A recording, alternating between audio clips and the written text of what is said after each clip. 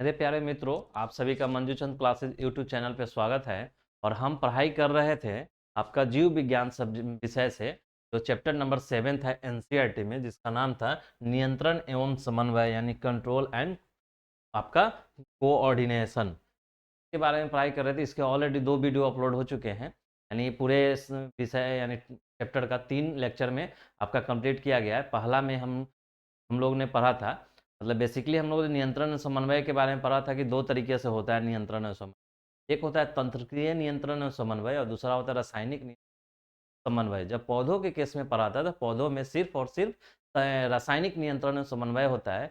वहाँ पे तंत्रिकीय नियंत्रण और समन्वय नहीं होता है, क्योंकि वहाँ तंत्रिका तंत्र जैसी कोई व्यवस्था नहीं पाई जाती है। जब पौधे के केस में नियंत्रण और समन्वय पढ़ा तो उसमें हमने पौधों की गति के बारे में पढ़ा था। जो 5 प्रकार की गति होता था, जो होता था प्रकाश अनुवर्तन, जल अनुवर्तन, गुरुत्व अनुवर्तन और आपका थिग्मोट्रोपिज्म, और एक होता है रासायनिक अनुवर्तन। उसके बाद हमने रासायनिक नियंत्रण एवं समन्वय पढ़ा। तो बेसिकली रासायनिक नियंत्रण और समन्वय हार्मोन के कारण होता है, इसलिए पौधों में जब नियंत्रण और समन्वय पढ़ा तो हमने कई प्रकार के हार्मोन के बारे में जाना। वहाँ पे बेसिकली 7 प्रकार के हार्मोन हमने पढ़ा, जिसमें था प्रमुख हार्मोन था auxin hormone, gibberellins hormone, cytokinin hormone, उसके बाद एबीए एब्सिसिक एसिड हार्मोन, और उसके बाद आपका इथाइलिन हार्मोन, फ्लोरेजेंस हार्मोन और ट्राउमेटिन, सभी के बारे में डिटेल पढ़ा था। उसके बाद हमने दूसरा जो वीडियो था उसमें आप जंतुओं में नियंत्रण और समन्वय पढ़ा था। देखिए, जंतुओं में नियंत्रण और समन्वय दोनों विधि से होता है, यानी तंत्रिकीय नियंत्रण और समन्वय होता है और रासायनिक नियंत्रण एवं समन्वय भी होता है। दूसरा लेक्चर जो था, दूसरा वीडियो था, उसमें हमने तंत्रिकीय नियंत्रण एवं समन्वय पढ़ा था। तंत्रिकीय नियंत्रण एवं समन्वय तंत्रिका तंत्र द्वारा संचालित होता है। तो हमने डिटेल से तंत्रिका तंत्र के बारे में पढ़ा था।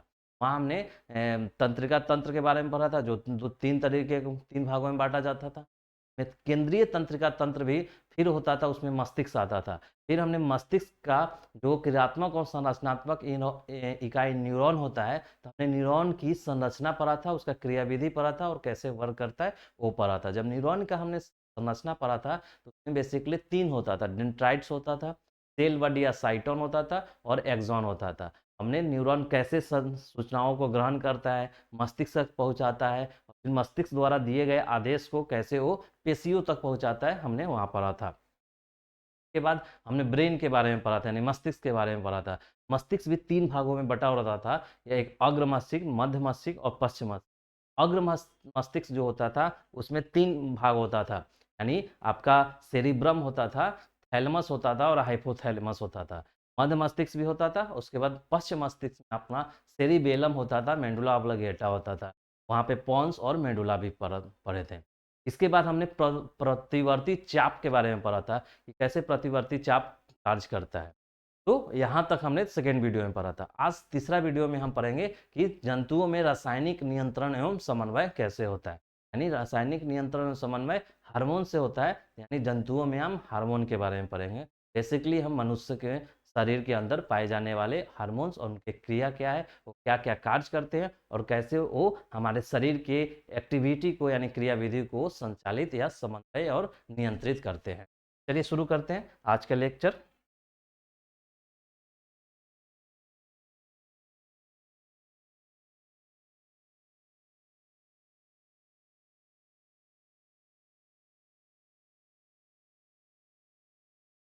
तो देखिए, आज का पढ़ना है हम लोग को रासायनिक नियंत्रण एवं समन्वय। रासायनिक नियंत्रण एवं समन्वय, तो जंतुओं में रासायनिक नियंत्रण एवं समन्वय हार्मोन्स के द्वारा होता है। यानी किसी में भी, पौधों में भी जब रासायनिक नियंत्रण समन्वय की बात आया था, वहाँ भी हार्मोन्स के द्वारा ही होता है। तो हार्मोन्स के द्वारा होता है जो अंतःस्रावी ग्रंथियों द्वारा स्रावित होता है। अंतःस्रावी, जब आप ग्रंथियों के बारे में पढ़ेंगे तो 2 तरीका का ग्रंथि होता है। एक होता है आपका अंतःस्रावी ग्रंथि, अंतःस्रावी ग्रंथि, और दूसरा होता है आपका बाह्यस्रावी ग्रंथि, बाह्यस्रावी ग्रंथि। यानी अंतःस्रावी ग्रंथि और बाह्यस्रावी ग्रंथि में क्या होता है, ये अंतःस्रावी ग्रंथि में डक्ट यानी नलिका नहीं होता है, यानी इसमें कोई ऐसा नलिका व्यवस्था नहीं होता है कि हाँ यहाँ से एंजाइम्स निकला या हार्मोन्स निकला और ये नली के द्वारा अपने टारगेटेड यानी लक्षित पे पहुंचे और वहां पे वो वर्क करे। यानी अंतःस्रावी ग्रंथि से जो भी हार्मोन्स लेंगे वो डायरेक्ट कहाँ चले जाएंगे, ब्लड में आ जाते हैं, और ब्लड में आ जाते हैं तो रक्त के परिसंचरण द्वारा ये अलग अलग स्थानों पे पहुंचते हैं जहां इनका उपयोग होता है। जबकि बाह्य स्रावी ग्रंथि क्या होता है, इसमें डक्ट होता है यानी नलिका होता है, यानी एक नलिका जैसा संरचना होगा और वहां से निकल के वो उस स्थान पे जाएंगे जहां पे इनको है। ठीक, तो ये होता है। तो यहाँ पे जो भी हार्मोन्स निकलेंगे अंतःस्रावी ग्रंथि द्वारा स्रावित होते हैं।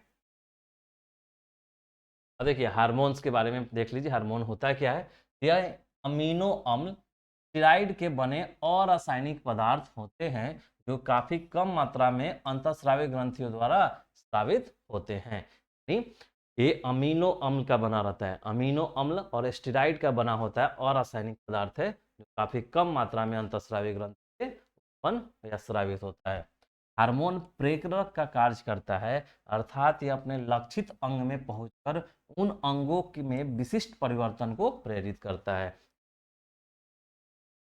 तो हार्मोन जो है प्रेरक का कार्य करता है, अर्थात ये अपने लक्षित अंग में पहुंचकर उन विशिष्ट परिवर्तन को प्रेरित करता है। यानी हार्मोन जो है, यानी कहीं भी अगर हमारे शरीर में पहुंचकर वो प्रेरक का काम करे, यानी किसी काम को कराने का काम करता है। जिस भी अंग में पहुंचेगा तो वहां पे विशिष्ट परिवर्तन करा देगा, और जो काम कराने के लिए हमारा मस्तिष्क ने आदेश दिया होगा उस काम को वो संचालित कराता है, यानी ये नियंत्रित और समन्वय करता है। और देखिए नोट है, कुछ पॉइंट है उसको ध्यान रखेंगे कि तंत्रिकीय नियंत्रण एवं समन्वय की अपेक्षा हार्मोन नियंत्रण एवं समन्वय यानी रासायनिक, हार्मोन यानी रासायनिक नियंत्रण एवं बात हो रहा है, रासायनिक नियंत्रण एवं समन्वय का प्रभाव अपेक्षाकृत धीरे धीरे होता है, किंतु इसके द्वारा उत्पन्न प्रभाव देर तक रहता है। क्या समझा कि नियंत्रण एवं समन्वय दो तरीकों को होता है, तंत्रिकीय नियंत्रण एवं समन्वय जो तंत्रिका तंत्र द्वारा होता है, जबकि रासायनिक नियंत्रण समन्वय हार्मोन के द्वारा होता है। वही बोल रहा है कि तंत्रिकीय नियंत्रण समन्वय की अपेक्षा हार्मोन द्वारा जो नियंत्रण और समन्वय होता है वो अपेक्षाकृत धीरे धीरे होता है, लेकिन देर तक रुकता है। यानी हार्मोन द्वारा जो हमारे शरीर में बदलाव आता है वो धीरे धीरे बदलाव होगा, लेकिन वो बदलाव काफी देर तक रहेगा, यानी काफी दिनों तक उसका प्रभाव दिखता है। पहला खोजित हार्मोन यानी पहला हार्मोन जो था जिसको खोजा गया था वो सिक्रिटिन था, तथा पहला पृथक आइसोलेटेड हार्मोन जो था इंसुलिन था। बेंटिंग या मैकर द्वारा खोजा गया था। यानी पहला खोजित हार्मोन यानी कोई ऐसा हार्मोन जो पहली बार खोजा गया उसका नाम था सिक्रिटिन, और पहला पृथक हार्मोन जो था इंसुलिन, यानी ये काफी फेमस इंसुलिन हार्मोन है, के द्वारा ही डायबिटीज को कंट्रोल किया जाता है। जब किसी को मधुमेह या डायबिटीज की समस्या होता है तो उसमें इंसुलिन की ही जो स्रावित होने की ये है प्रोसेस है उसको प्रभावित हो जाता है, यानी इंसुलिन की कमी हो जाए या अधिकता हो जाता है। अब देखिए अंतःस्रावी ग्रंथियां, यानी हार्मोन जो आएंगे अंतःस्रावी ग्रंथि से आएंगे, तो फिर अंतःस्रावी ग्रंथि क्या है, तो इंडोक्राइन ग्लैंड बोलते हैं। यह नलिका विहीन, आपको पहले ही बताए थे नलिका इसमें नहीं, डक्ट नहीं, विहीन ग्रंथियां होती है जिसके स्रावन को हार्मोन कहा जाता है। इंडोक्राइन अंतःस्रावी ग्रंथियां नलिका विहीन होती है जिसके स्रावन को हार्मोन कहा जाता है। यह अपना स्रावन सीधे रक्त परिसंचरण में मुक्त करती है, यानी इसमें कोई डक्ट नहीं होता है, कोई नलिका नहीं होता है, इसलिए अपना स्रावन रक्त परिसंचरण में करती है। रक्त से सीधे उन अंगों में जाता है जहां इनकी आवश्यकता होती है, जैसे थायराइड, पैराथायराइड, पीयूष यानी पिट्यूटरी ग्रंथ और अधिवृक्क ग्रंथि आदि, ये अंतःस्रावी ग्रंथियां, ये सब अंतःस्रावी ग्रंथियां होता है। जैसे यहाँ पे इमेज में देखिए विभिन्न अंतःस्रावी ग्रंथि, पिट्यूटरी जिसको पीयूष बोलते हैं, थायराइड, पैराथायराइड, अग्नाशय, एड्रिनल अंडाशय, रीसन या आपका एक गोनाड वाला होगा। ये सब जो भी है अंतःस्रावी ग्रंथियां हैं, और इसी द्वारा हार्मोन्स स्रावित होता है और वो हमारे शरीर के कार्यों को एवं समन्वय करता है। तो देख लीजिए पिट्यूटरी ग्लैंड कहाँ है, मस्तिष्क में। थायराइड क्या है, गर्दन के पास। पैराथायराइड भी गर्दन के पास। अग्न्याशय यानी आपको अग्न्याशय पढ़ाए थे जब अमाशय पढ़ा रहे थे, तो अमाशय के ड्यूडेनम के पहले आपका अमाशय के बाद और छोटी आंत में का पहला भाग जो ड्यूडेनम होता था वहाँ पे अग्न्याशय होता था। एड्रिनल यानी जो किडनी होता है, किडनी के ऊपर वाले भाग, दोनों किडनी के ऊपर में अवस्थित रहता है एड्रिनल ग्लैंड। और अंडाशय और वृषण यानी नर में वृषण होता है जबकि मादा में अंडाशय होता है, जो अंतःस्रावी ग्रंथि है और ये विभिन्न प्रकार का हार्मोन का स्रावन करते हैं। तो देखिए हार्मोन के लक्षण और कार्य, यानी हार्मोन है तो क्या क्या वो प्रभाव करता है या क्या कार्य है। यह सीधे रक्त में स्रावित होता है, पहले बताया गया, क्योंकि अंतःस्रावी ग्रंथि से इनको निकलना रहता है और अंतःस्रावी ग्रंथि के पास कोई नलिका नहीं रहता है, कोई डक्ट नहीं रहता है। जब डक्ट नहीं रहता है तो सीधे रक्त में ये बहुत कम मात्रा में निकलते हैं। यह शरीर के कई कार्यों का नियमन करते हैं, जैसे वृद्धि, विकास, उपापचयी क्रियाएं, प्रजनन आदि को ये प्रभावित करते हैं। हार्मोन्स जो है कई कार्यों को करते हैं, जैसे शरीर का वृद्धि में भी हार्मोन का रोल है, विकास में भी, उपापचय में और प्रजनन। यह शारीरिक संतुलन बनाने में भी सहायक है, यानी शारीरिक संतुलन भी बनाते हैं। 4 पॉइंट जो है आपका हार्मोन्स के कार्य हैं या हार्मोन के लक्षण है, दोनों लक्षण है कि हार्मोन सीधे रक्त में स्रावित होता है और ये बहुत कम मात्रा में होता है, जबकि ये दोनों कार्य है, उनके कार्यों का नियमन करता है, जैसे विकास में, उपापचय क्रियाओं में और हमारा प्रजनन का सब महत्वपूर्ण स्थान है। और देखिए मनुष्य के शरीर में पाई जाने वाली अंतःस्रावी ग्रंथियां, तो हार्मोन से पहले अंतःस्रावी ग्रंथियां पढ़ना है। कौन कौन से अंतःस्रावी ग्रंथियां हैं, तो देखिए एक तो है आपका पिट्यूटरी ग्रंथि या ग्लैंड, दूसरा है थायराइड, तीसरा है पैराथायराइड, चौथा है एड्रिनल, पांचवा है अग्नाशय की लैंगरहैंस की दीवार और छठा है जनन ग्रंथि या अंडाशय या वृषण। को कौन कौन से पढ़ना है, तो देखिए पिट्यूटरी ग्लैंड यहाँ पे है, पिट्यूटरी ग्लैंड जिसको बोलते हैं पिट्यूटरी ग्रंथि, पीयूष ग्रंथि बोलते हैं, जो मस्तिष्क के एक गड्ढा में, वो आपको जब आगे बताएंगे तो बताएंगे, मस्तिष्क के गड्ढा होता है वहाँ पे पिट्यूटरी ग्लैंड या ग्रंथि पाया जाता है। थायराइड ग्रंथि, देखिए थायराइड यानी गर्दन के पास थायराइड होता है, इसी के पास पैराथायराइड भी होता है। उसके बाद एड्रिनल ग्रंथि, देखिए किडनी के दोनों ऊपर एड्रिनल ग्रंथि होता है और इसमें पेंक्रियाज भी होता है। और उसके बाद एक जनन यानी ओवरी या टेस्टिस यानी वृषण और या अंडा, ये आपका होता है। के बारे में एक एक करके पढ़ाई। और देखिए पिट्यूटरी ग्रंथि, पिट्यूटरी ग्लैंड या आपको पीयूष ग्रंथि भी इसको बोला जाता है। तो देखिए कहाँ पे का स्थान है, ब्रेन में, ब्रेन के एक भाग है यहाँ पे जहाँ पे पिट्यूटरी ग्लैंड पाया जाता है। ये देखिए क्या है, सेरिब्रम, आप पढ़े थे सेरिब्रम, यहीं पे थैलेमस होता था और इसी के आसपास में हाइपोथैलेमस होता था। ये आपका सेलिब्रम है,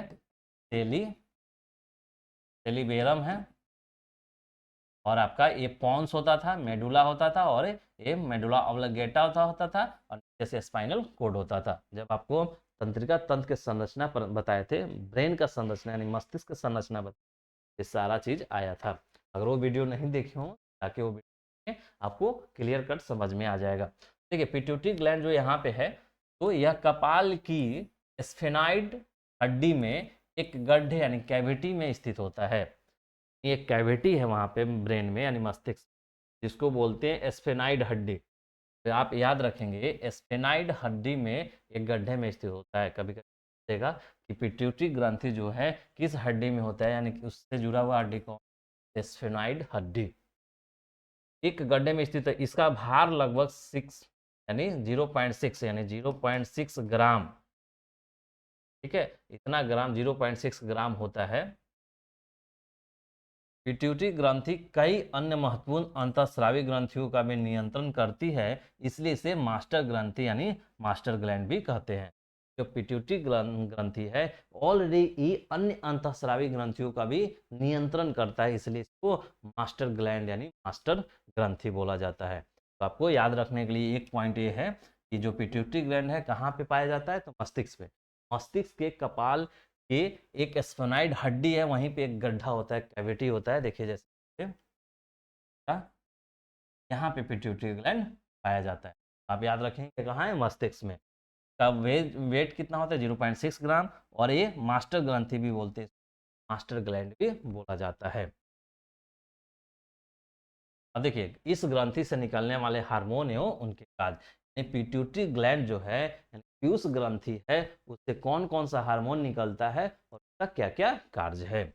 देखिए एसटीएच हार्मोन यानी वृद्धि हार्मोन, इसको एसटीएच हार्मोन को क्या बोलते हैं? वृद्धि हार्मोन। यह शरीर की हड्डियों मांसपेशियों के वृद्धि को नियंत्रित करता है। इस हार्मोन की अधिकता से भीमकायोत यानी जाइगोटिज्म तथा कमी से बौनापन हो जाता है।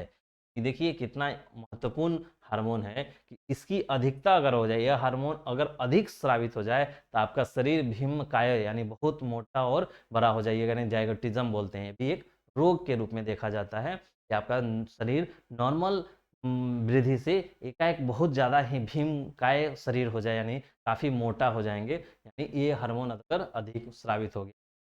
किंतु यह हार्मोन अगर कम स्रावित हो जाएगा तो आप बौना हो जाइएगा, यानी ड्वार्फिज्म हो जाएगा, यानी बौनापन आपको हो सकता है। यानी जो एसटीएच हार्मोन है कहाँ से निकलता है? पिट्यूटरी ग्लैंड से आता है, और ये वृद्धि हार्मोन होता है, वृद्धि हार्मोन होता है। इसके कारण ही हमारे शरीर का विकास प्रभावित होता है। तो आप याद रखिएगा कौन सा हार्मोन? तो अधिकता से भीमकाय और बौनापन हो सकता है एसटी। दूसरा है जीटीएच यानी गोनाडोट्रोपिक हार्मोन। यह नर में शुक्राणु स्पर्म तथा मादा में अंडाणु यानी ओवरी के बनने की क्रिया को नियंत्रित करता है। अपने आप ही पता था कि हार्मोन जो है विकास के साथ साथ प्रजनन को भी प्रभावित करता है। तो देख रहे हैं जीटीएच हार्मोन है जो नर में शुक्राणु तथा मादा में अंडाणु बनने की क्रिया को नियंत्रित करता है। उसके साथ ही एलटीएच है लैक्टोजेनिक हार्मोन। यह हार्मोन मादा के स्तनों को दुग्ध स्राव के लिए उत्तेजित करता है। ये जो मादा होती हैं उनके स्तनों में जो दूध का स्रावन होता है इसी हार्मोन के कारण होता है। तो यह कितना महत्वपूर्ण ये सब हार्मोन। तो पिट्यूटरी ग्लैंड से निकलने वाले हार्मोन कौन है? एसटीएच हार्मोन जो वृद्धि हार्मोन बोलते हैं, जीटीएच हार्मोन जिस नर में शुक्र और मादा को नियंत्रित करता है, और एलटीएच यानी लैक्टोजेनिक हार्मोन मादा के स्तन स्रावन के लिए। आप याद रखेंगे पिट्यूटरी ग्लैंड से कौन? STH hormone, GTH hormone, LTH hormone. और देखिए याद करने का थोड़ा सा आप नहीं देख लेंगे। एसटीएच हार्मोन वृद्धि हार्मोन होता है, जीटीएच यानी जी से गोनाडोट्रोपिक हार्मोन होता है, ये स्पर्म और ओवरी को ये करता है। एल से लैक्टोजेनिक हार्मोन होता है एलटीएच, ये दूध को स्रावित कराने में मदद करता है। अब देखिए ये आपने पढ़ लिया कि पिट्यूटरी ग्लैंड से यानी पीयूष ग्रंथि से तीन महत्वपूर्ण हार्मोन्स निकलता है। एक तो एसटीएच वृद्धि हार्मोन बोलते हैं, जीटीएच के कारण नर में शुक्राणु और मादा में अंडाणु का निर्माण नियंत्रण होता है, निर्माण होता है। और उसके बाद है एल लैक्टोट्रोपिक हार्मोन या लैक्टोजेनिक हार्मोन के कारण मादाओं के स्तनों में दूध का स्राव। देखिए दूसरा क्या है? थायराइड ग्रंथि। दूसरा क्या है? थायराइड ग्रंथि। तो थायराइड ग्रंथि का देखिए कहाँ पे है? अभी पिट्यूटरी आपने कहाँ देखा था? मस्तिष्क में। मस्तिष्क के कपाल के एक क्या होता था? स्पाइनाइड हड्डी होता है, तो वहीं वहां पे। जबकि थायराइड ग्रंथि देखिए कहाँ है? Thyroid gland. ये देखिए थायराइड ग्लैंड देख रहे हैं, ये आपका थायराइड थायराइड ग्लैंड गर्दन में। देखिए ट्रेकिया है, ट्रेकिया नीचे हुआ और उसके ऊपर वाला भाग को थायराइड ग्लैंड।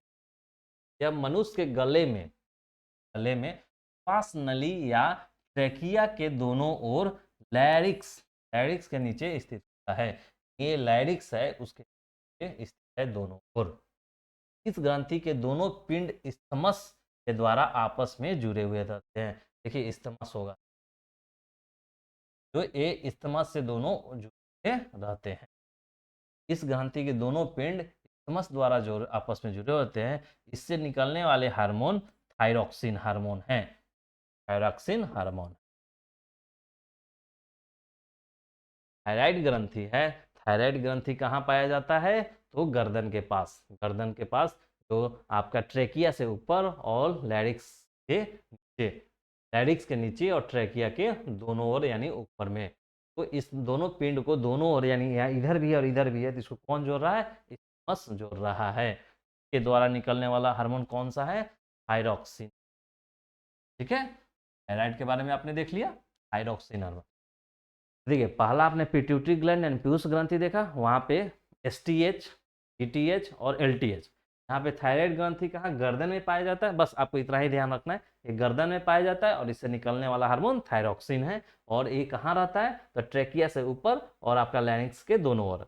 और इसको जोड़ता कौन है? इस सब्जेक्टिव में आपको क्वेश्चन पूछेगा तो देखिए थायरॉक्सिन देखिए थायरॉक्सिन हार्मोन्स के कार्य, देखिए कार्बोहाइड्रेट, प्रोटीन तथा वसा के समान उपापचय को नियंत्रण करना। दूसरा है आपका शरीर के सामान्य वृद्धि, विशेषकर हड्डी और बालों आदि के विकास में। और तीसरा है आपका कोशिकीय श्वसन की गति को तीव्र करता है। तो जब श्वसन चैप्टर पर आ रहे थे तो हम वहां पर हमने बताया था कि कोशिकीय श्वसन कैसे होता है, और कोशिकीय श्वसन ही हमारे शरीर के ऊर्जा उत्पादन का काम करता है। बहुत सारा ऊर्जा निकलता था, उसी ऊर्जा का शरीर हमारा उपयोग करता है। देख रहे हैं, कोशिकीय श्वसन की गति को तीव्र करता है थायरॉक्सिन हार्मोन। ये सब हार्मोन जो हैं कैसे हमारे शरीर की क्रियाओं को नियंत्रित कर रहा है और समन्वय कर रहा है। भाई ये थायरॉक्सिन हार्मोन का स्रावन ना हो तो क्या कोशिकीय श्वसन की गति तीव्र होगा? जब कोशिकीय श्वसन की गति तीव्र नहीं होगा तो हमारे शरीर में पर्याप्त मात्रा में ऊर्जा बनेगा, और नहीं ऊर्जा बनेगा तो क्या हमारे शरीर काम कर पाएगा?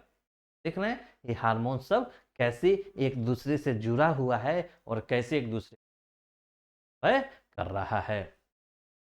देख रहे हैं?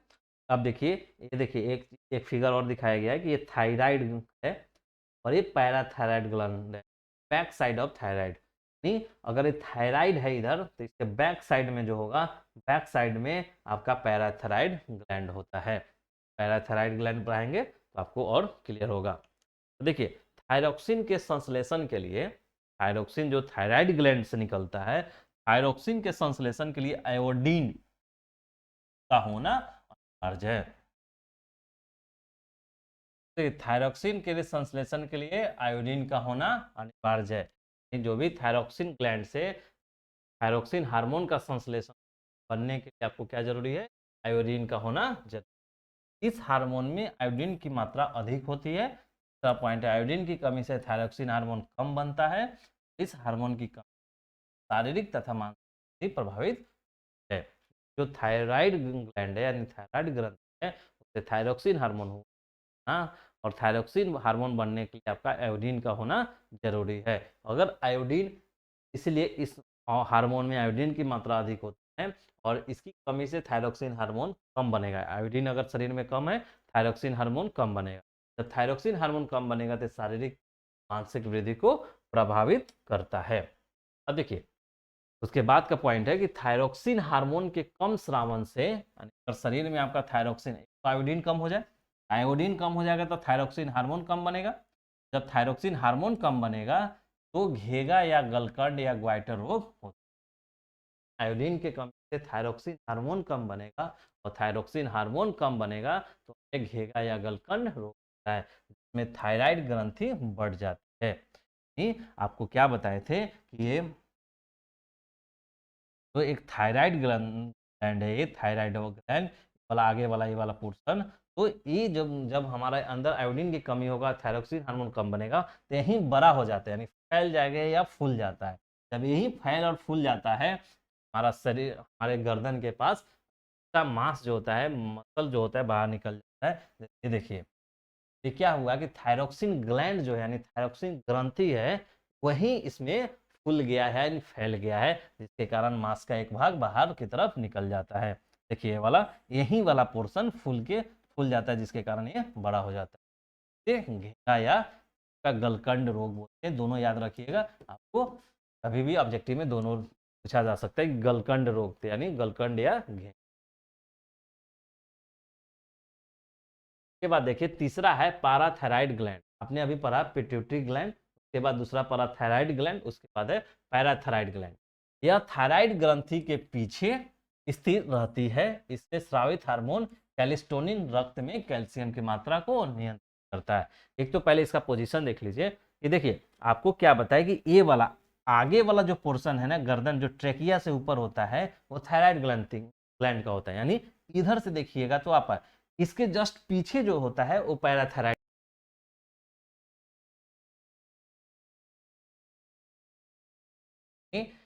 देखिए जब ये आपका पैराथायराइड ग्लैंड है, यानी सामने से देखेंगे तो इसमें आपको दिखेगा कि थायराइड है, और इसके जस्ट पीछे यानी इसके पीछे जो है वो पैराथायराइड ग्लैंड होता है। तो देखिए इसको अलग अलग देखिएगा तो ये थायराइड ग्लैंड, ये वाला ये उठा के देखिएगा तो यही वाला है, यही वाला उठा के यहाँ रखा गया है। जबकि इसके पीछे होगा तो कौन सा कैसा दिखेगा? ऐसा दिखेगा। ये आपका पैराथायराइड ग्लैंड, नहीं थायराइड के जस्ट पीछे वाला पोर्शन में पैराथायराइड ग्लैंड होता है। इससे एक ही हार्मोन निकलता है जो कैल्सिटोनिन हार्मोन बोलते हैं। इसमें देखिए, इसमें नाम ही में छुपा हुआ है कैलिस यानी कैल्शियम, यानी कैल्शियम यानी कैल्सिटोनिन जो हार्मोन है वो रक्त में किसके मात्रा को नियंत्रित करता है, तो कैल्शियम की मात्रा को नियंत्रित करता है। हमें ऐसा याद रखिएगा, पैराथायराइड ग्लैंड जो होता है थायराइड के पीछे वाले भाग में होता है और इससे एक हार्मोन निकलता है कैल्सिटोनिन जो रक्त में कैल्शियम की मात्रा को नियंत्रित करता है। अब देखिए नेक्स्ट में देखिए आप एड्रिनल ग्रंथि, यह ग्रंथि प्रत्येक विक्र के ऊपर यानी किडनी, विक्र यानी किडनी, किडनी के ऊपरी सिरे पर अंदर की ओर स्थित रहता है। इसे सुप्रारेनल ग्लैंड भी बोला जाता है। यानी ये देखिए जो आपका किडनी वाला तंत्र है, तो किडनी को इसी को बाहर देखा गया, तो ये जो पीला वाला भाग है इसका वो आपका क्या है, एड्रिनल ग्लैंड है, एड्रिनल ग्रंथि है। किडनी, दोनों किडनी के ऊपर वाला भाग में आपको अंदर की तरफ झुका हुआ रहेगा एड्रिनल ग्लैंड। वही बोल रहा है कि एड्रिनल ग्लैंड कहाँ रहेगा, तो किडनी के ऊपर। इसे सुप्रारेनल ग्लैंड भी बोला जाता है। सभी ग्लैंड जो है अंतःस्रावी ग्रंथियां हैं, उसकी पोजीशन को जरूर ध्यान रखिएगा और उससे कौन सा हार्मोन निकलता है और उस हार्मोन का क्या काम है आपसे पूछा जाएगा। जैसे आपको पहला बताए थे पिट्यूटरी ग्लैंड, वो कहाँ रहता है, वो मस्तिष्क के कपाल का एक हड्डी होता है स्फेनाइड, वहां पे रहता है। दूसरा थायराइड ग्लैंड जो गर्दन के ट्रेकिया से ऊपर और लैरिक्स के दोनों ओर होता है। उसके बाद पैराथायराइड जो आपका थायराइड है उसी के पीछे रहता है पैराथायराइड। उसके बाद एड्रिनल ग्लैंड कहाँ रहता है, किडनी के ऊपर वाले भाग। अब देखिए एड्रिनल ग्रंथि के दो भाग होता है। तो एड्रिनल ग्लैंड है, यहाँ पे और बेहतर फिगर में देखिए एड्रिनल ग्लैंड, एक किडनी है आपका, राइट किडनी है, लेफ्ट किडनी है। तो ये वाला देखिए जो पीला वाला भाग है ना, ये आपका एड्रिनल ग्लैंड है। पीला वाला जो भाग है ये आपका एड्रिनल ग्लैंड है। इसके दो भाग होता है एड्रिनल ग्लैंड का, एक होता है कॉर्टेक्स और दूसरा होता है मेडुला। जब आपको किडनी पढ़ा रहे थे, जब उत्सर्जन तंत्र में आपको किडनी पढ़ा रहे थे, तो किडनी के संरचना बताया था हमने वहाँ। किडनी के संरचना में भी बताया था कि किडनी का जो बाहरी भाग होता है उसको कॉर्टेक्स बोलते हैं और अंदरूनी भाग को मेडुला बोला जाता है। तो यहाँ भी आप देखिए कि एड्रिनल ग्रंथि के दो भाग होते हैं, एक कॉर्टेक्स एक मेडुला। बाहरी भाग को कॉर्टेक्स बोलते हैं, भाग को मेडुला बोलते हैं, और ये दोनों से हार्मोन का स्रावन होता है। देखिए एड्रिनल कॉर्टेक्स जो बाहरी भाग है, कॉर्टेक्स से निकलने वाले हार्मोन एवं उनके कार्य। तो देखिए एक होता है ग्लूकोकार्टिकॉइड्स, यह कार्बोहाइड्रेट, प्रोटीन एवं वसा उपापचय का नियंत्रण करता है। शरीर में जल और इलेक्ट्रोलाइट्स को भी नियंत्रित करने में सहायक होता है। आपने क्या पढ़ा कि ब्रिक के ऊपर वाले भाग में एड्रिनल ग्लैंड रहेगा और एड्रिनल ग्लैंड का दो भाग होता है, बाहरी भाग को कॉर्टेक्स, अंदरूनी भाग को मेडुला बोलते हैं। कॉर्टेक्स जो होता है उससे भी कई हार्मोन निकलता है। पहला हार्मोन है ग्लूकोकार्टिकॉइड्स, क्या करता है, कार्बोहाइड्रेट, प्रोटीन एवं वसा का उपापचय। दूसरा है मिनरलोकार्टिकॉइड्स, यानी ये मिनरल, ये ब्रिक नलिकाओं में लवण यानी मिनरल, इसका नाम ही है मिनरलो, लवण के पुनः अवशोषण के अन्य लवणों की मात्रा का नियंत्रण करता है। एक तीसरा है लिंग हार्मोन यानी सेक्स हार्मोन, यह बाह्य लिंगों, बालों के आने तथा प्रतिमान एवं यौन आचरण को नियंत्रित करता है। आपका जो ब्रिक के ऊपर एड्रिनल ग्लैंड है वहां पे आपका सेक्स हार्मोन भी वहां पे आपका पाया जाता है, वहां से स्रावित होता है। नोट देखिए कि कॉर्टेक्स में विकृति होने पे एडिसन रोग हो जाता है। आप ये याद रखेंगे कि अगर कॉर्टेक्स यानी किडनी जो है, किडनी के ऊपर एड्रिनल ग्लैंड हुआ और एड्रिनल ग्लैंड का दो भाग हुआ जैसे किडनी का भी होता है, बाहरी भाग को कॉर्टेक्स, भाग को मेडुला बोलते हैं। अगर कॉर्टेक्स में कोई किसी प्रकार की बीमारी होता है यानी विकृति होता है तो वो एडिसन रोग। और जब कॉर्टेक्स में एडिशन रोग हो जाएगा तो तीन हार्मोन जो है प्रभावित होगा, और प्रभावित होगा तो ये सभी व्यवस्था जो हमारे शरीर करता है वो सब जो प्रभावित हो जाएगा। जैसे ही कॉर्टेक्स हार्मोन नहीं निकलेगा तो देखिए सेक्स हार्मोन यानी आपका यौन आचरण प्रभावित होगा। इधर मिनरलोकार्टिकॉइड से आपके शरीर में लवण जो होगा उसकी मात्रा को ये अव्यवस्थित कर देगा। ग्लूकोकार्टिकॉइड्स में आपको कार्बोहाइड्रेट, प्रोटीन, वसा का पाचन जो होता है वो सही ढंग से नहीं हो पाएगा और शरीर में जल एवं की कमी या अधिकता हो जाएगा, नियंत्रित नहीं होगा और रोग का कारण बनेगा। अब देखिए एड्रिनल मेडुला, आप इसके पहले पढ़े थे कॉर्टेक्स से निकलने वाला हार्मोन, अब मेडुला द्वारा स्रावित हार्मोन और उनके कार्य देख लीजिए। एपिनेफ्रिन और नॉर एपिनेफ्रिन, यानी एपिनेफ्रिन और नॉर एपिनेफ्रिन दो हार्मोन निकलता है आपका मेडुला से। दोनों हार्मोन समान रूप से हृदय पेशियों की उत्तेजनशीलता एवं सक्रियता को तेज करता है।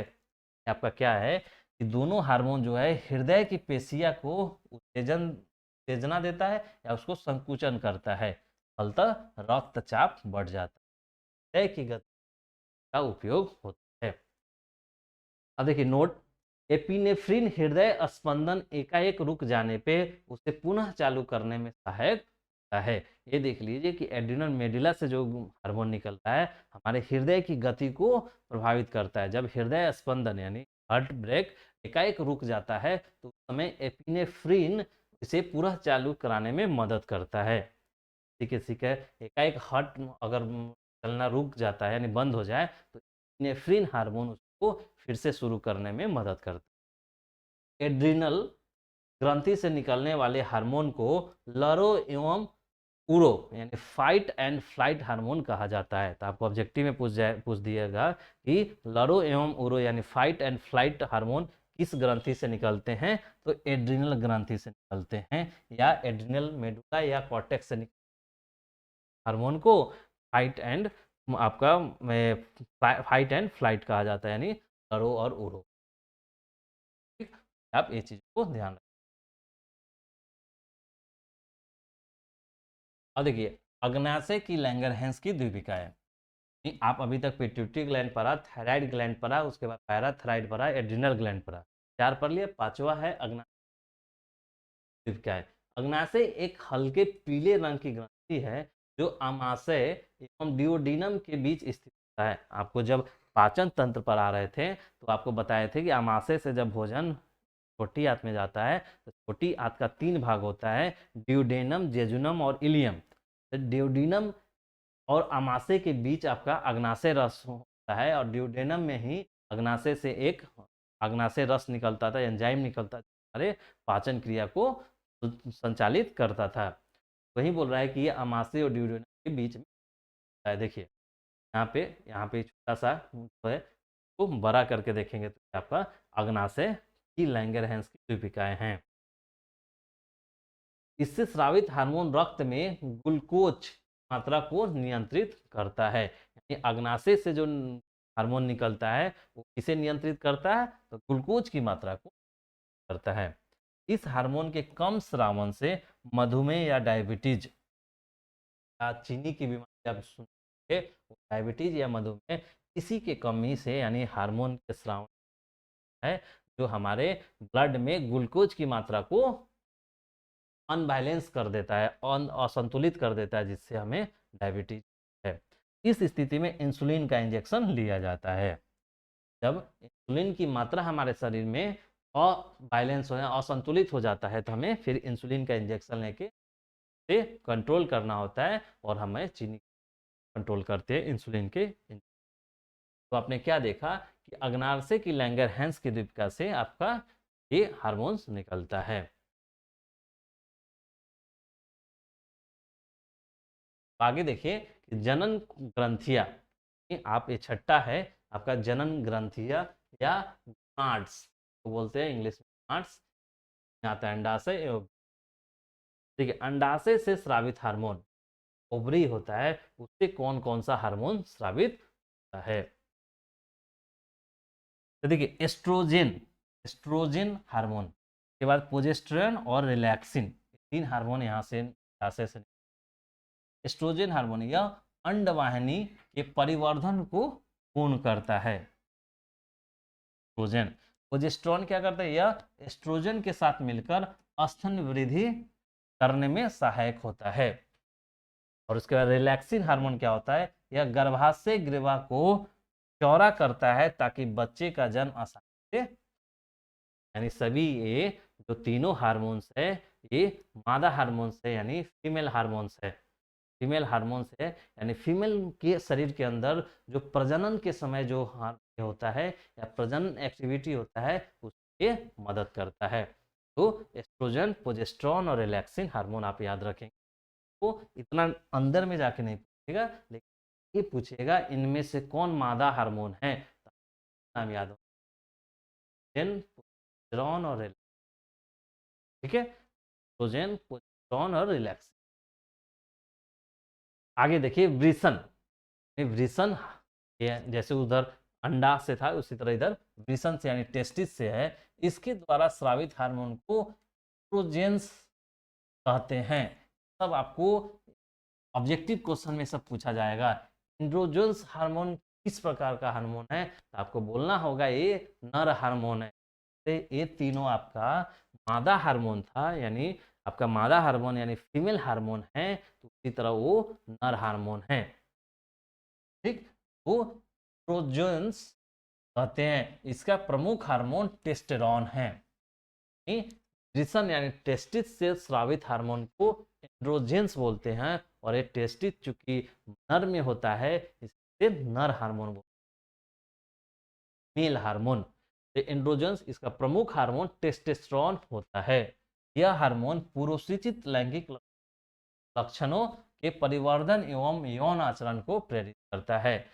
ये तीन हार्मोन आपको मादा हार्मोन है, मादा में यौन क्रियाओं को प्रभावित करता है, उसी तरह ये नर है, यानी नर में यौन आचरण को प्रेरित करता है। देखिए मेल गोनाड्स और फीमेल, ये देखिए ओवरी, और आपका ओवरी हो गया, ये आपका टेस्टिस हो गया। तो देखिए इसको ध्यान रखने के लिए आपका है कि टेस्टिस से कौन सा, देखिए टेस्टिस यानी वृषण, टेस्टिस, टेस्टिस से टेस्टेरोन हार्मोन निकले। तो याद करने का थोड़ा तरीका हो कि जो टेस्टिस है, टेस्टिस से आपका कौन सा हार्मोन निकले, टेस्टिस मतलब वृषण यानी नर में पाया जाता है, टेस्टिस से टेस्टेरोन हार्मोन निकले। टेस्टिस TEST, यहाँ देखिए TEST, टेस्टिस से टेस्टेरोन हार्मोन, और इस हार्मोन जो होता है एंड्रोजेंस कहा जाता है। तो इससे निकलने वाले हार्मोन को एंड्रोजेंस वाला वर्ड याद रखिएगा। एंड्रोजेंस हार्मोन नर हार्मोन है, प्रमुख हार्मोन, जबकि मादा में देखिएगा तो एस्ट्रोजेन, प्रोजेस्टेरॉन और रिलैक्सिन। ठीक है, आप इसको ध्यान रखिएगा।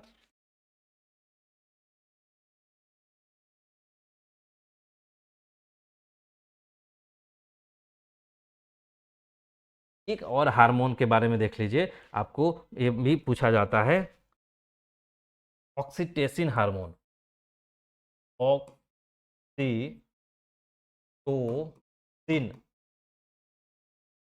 ऑक्सीटोसिन जिसको इंग्लिश में बोलेंगे ऑक्सीटोसिन, ये ऑक्सीटोसिन हार्मोन ये क्या होता है। और एक आप देखिएगा, एक आपको और एक वर्ड आपको मिलेगा, आप जब क्वेश्चन बनाइएगा तो कॉर्पस ल्यूटियम।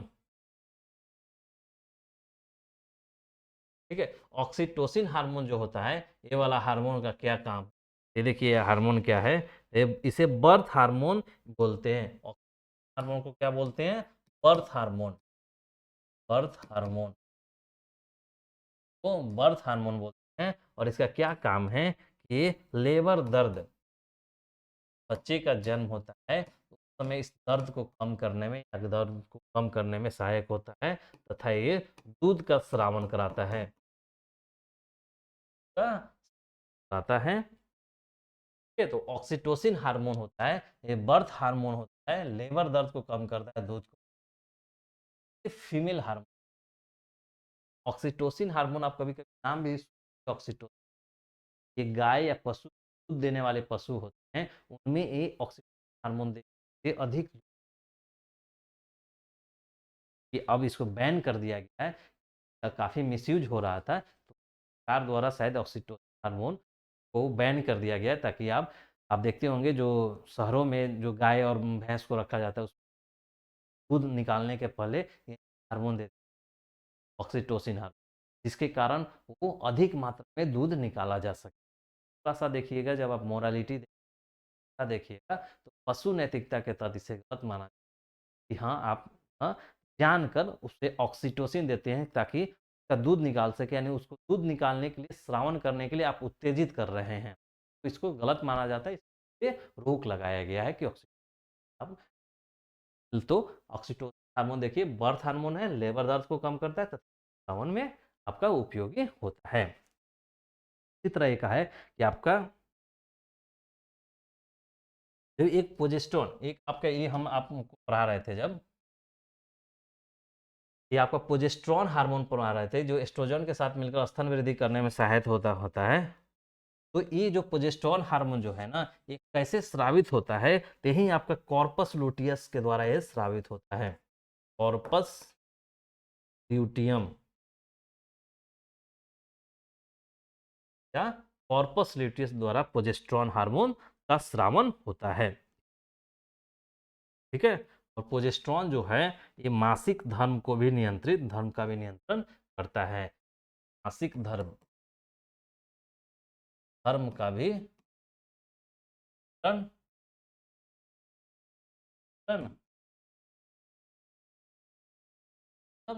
का जो पीरियड्स होते हैं फीमेल का भी ये नियंत्रण प्रोजेस्टेरोन हार्मोन करता है। और ये कहाँ से निकलता है, तो कॉर्पस ल्यूटियम से निकलता है।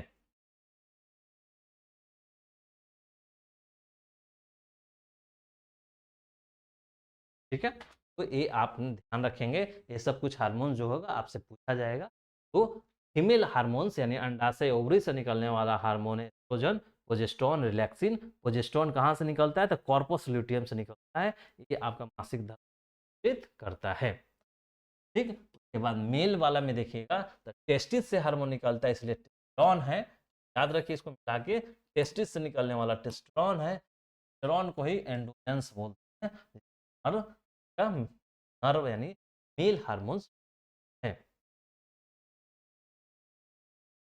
और उसके बाद ऑक्सीटोसिन के बारे में हमने बता दिया, बर्थ हार्मोन है, लेबर दर्द इससे करता है और उपयोगी होता है। कॉर्पस लुटियम प्रोजेस्टेरोन इससे निकलता है। इसके साथ ही आपका ये चैप्टर समाप्त होता है। इस 3 वीडियो आपको दिया है। पहला वीडियो में पौधों में नियंत्रण और समन्वय बताया गया, दूसरा में जंतु में नियंत्रण और समन्वय का तंत्रिकीय व्यवस्था बताया गया, और तीसरा जो आज का वीडियो जंतुओं में नियंत्रण समन्वय का रासायनिक व्यवस्था बताया गया। रासायनिक व्यवस्था में हमने हार्मोन के बारे में पढ़ा, तंत्रिकीय व्यवस्था में तंत्रिका तंत्र जहाँ कौन और मस्तिष्क क्या संरचना और क्रियाविधि पढ़ा, और उसके पहले वाला में पौधा के बारे में रासायनिक नियंत्रण पौधों के विभिन्न। तो इसी के साथ यह चैप्टर समाप्त होता है। इसके साथ इसके बाद आपका चैप्टर का पूरा ऑब्जेक्टिव क्वेश्चन आपका कलेक्ट करके लाया जाएगा, उसके बाद सब्जेक्टिव का भी लाया जाएगा। Thank you for watching. अगर आप लोग को अच्छा लग रहा होगा वीडियो, आपको काम प्रयास अच्छा लग रहा होगा, प्रसार कराइए, लाइक कीजिए और अपने वाचिंग।